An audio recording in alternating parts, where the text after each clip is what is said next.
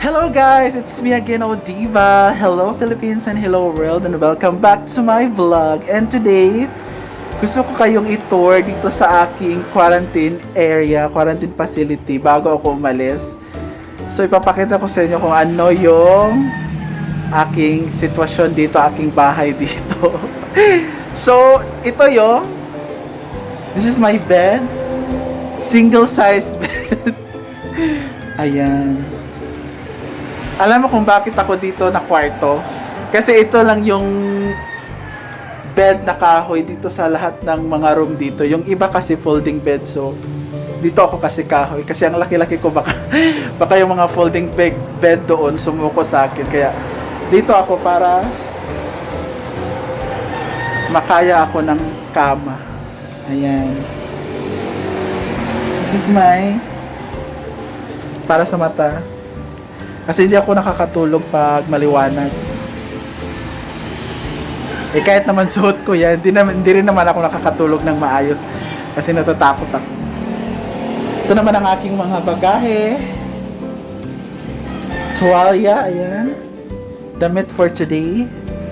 Alam niyo, ito lang yung nagpapasaya din sa akin dito. Speaker. Kumakanta-kanta na lang ako music, ganun. And my electric fan. Pasensya na kayo dyan sa wall. May abstract na design. Ayan. Ayan, may small table. Alam niyo, katising bintana to bukas kasi.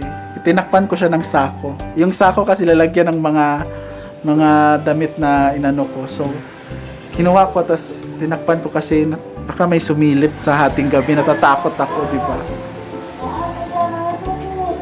So, ayan. Tubig. Wala na akong tubig. Tumbler. Ito rin yung karamay ko dito.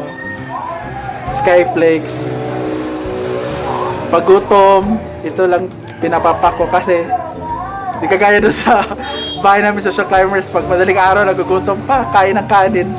Dito, ito lang yung ano ko, karamay. Ito yung go-to food ko dito. Yan mga plato, ganun.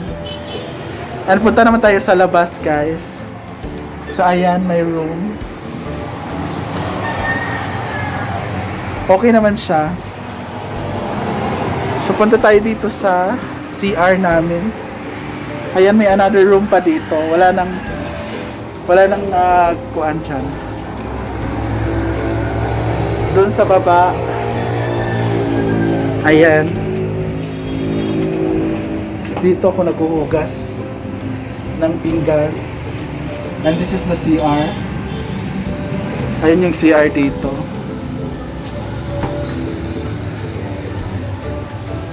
Okay naman siya. Ito naman is another room. Umalis na. Ayan siya. Baba tayo, guys. Kasi dito ko sa labas. Alam niyo itong quarantine area namin is dati itong stage. Ayan o. Stage sa bali dyan pag fiesta, dyan kami nag-aano ng mga event, mga kasiyahan. Dyan sa stage siya ngayon. Pero ngayon ginawa na siyang quarantine facility. Ayan. Maluwag pa dun, no? Ito naman yung iba pang rooms dito. Ayan. May mga iba pang rooms dyan. Bali, 4. Oo, 4 ata dyan na room. Ako yung nasa dulo dun. Ayan, mga para sa mga babae. Yung mga kubo na yan is for the girls kasi iniwalay nila yung lalaki at babae. Kasi mahirap na magka-conflict, di ba? So naka-fence lahat dito. Yung blue na yan is our church. Yan yung church dito sa amin.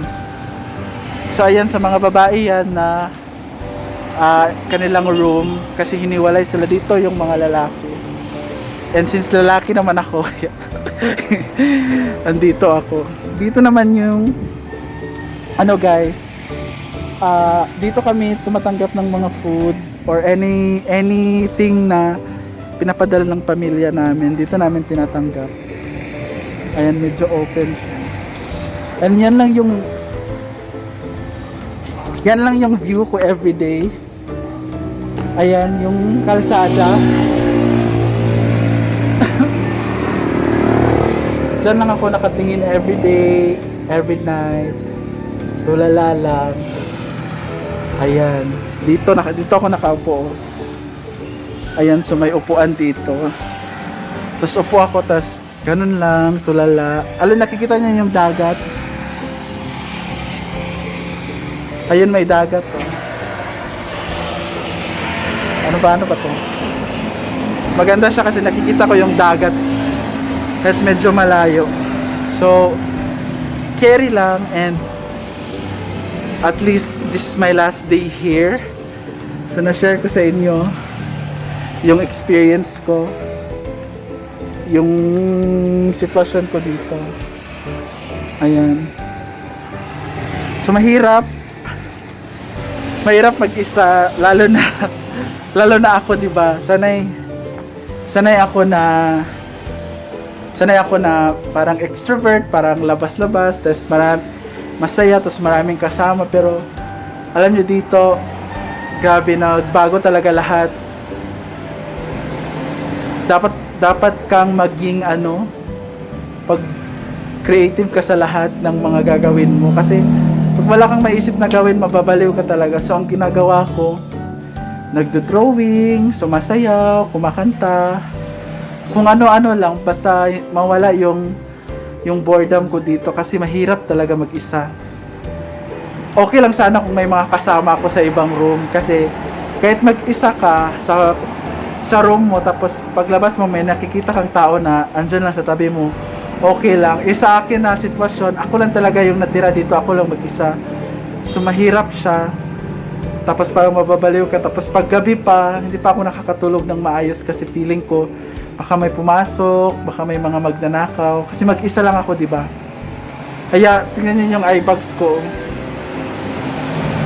Ang laki-laki, nagkaka-pimple na ako dito dahil mahirap talaga. Pero I'm so thankful na minsan pag wala akong ginagawa, nagla-live ako, andyan kayo, chumichika sa akin, and thank you so much sa inyong lahat, and malaking bagay yun sa akin, ha? And happy na rin ako kasi last day ko na ngayon, makakasama ko na ang pamilya ko, and abangan niyo yung mga future vlogs ko about sa mga tourist spots dito, with my friends, with my family, and lahat ng mga kahit ano-ano lang. Thank you so much sa lahat ng mga tumulong, nagbigay dun sa nila Madam Brenda, yung tumulong sila sa mga nasalanta ng Bagong Ulysses. Thank you so much, and supportahan niyo po kami lahat ng social climbers.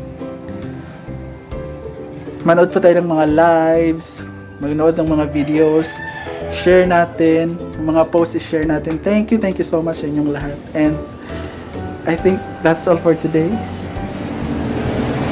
This is me, Odiva, from the Social Climbers.